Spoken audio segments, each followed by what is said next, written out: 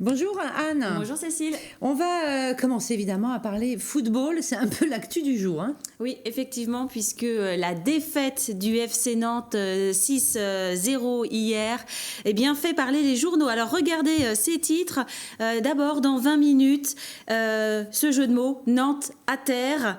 Je vous propose aussi de découvrir dans le journal Presse Océan à la une aussi, FC Nantes, mais quel naufrage.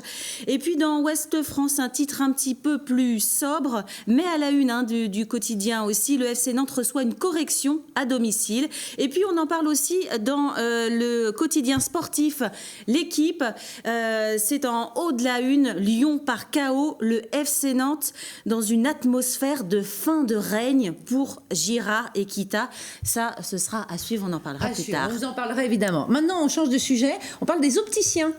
Oui, et on va parler people, puisque c'est un article de Presse Océan qui nous parle de deux opticiens de Chaumes-en-Ré qui ont séduit Joe Star, puisque la vedette cinéma, de rappeur également, porte l'un de leurs modèles. Alors ça leur fait évidemment une grosse publicité, et tout a commencé par un petit clic de souris, un petit like sur le réseau Instagram.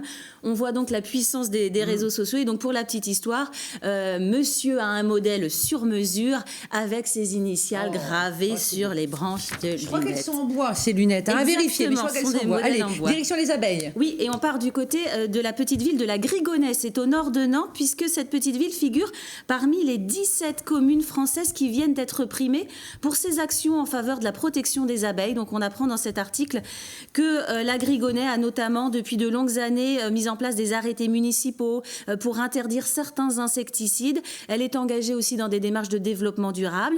Et l'objectif à terme pour la Grigonesse, c'est d'avoir des ruches communales.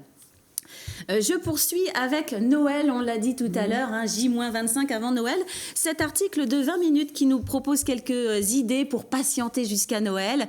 Alors, à faire dès aujourd'hui, c'est l'ouverture du calendrier de l'Avent, mais taille géante. On voit la photo en bas à droite, ça se passe dans la cour du Château des Ducs. Donc c'est une animation qui va être à vivre pendant 25 jours jusqu'à Noël. Il y a d'autres idées dans cet article de 20 minutes. Et puis je termine avec une petite initiative, on a le temps, du côté de Bougnay. C'est un dispositif solidaire pour lutter contre l'illettrisme. C'est le centre de lecture et d'écriture ouvert. C'est gratuit, ce sont des formations pour aider les personnes qui ont des difficultés à lire. Merci beaucoup Anne.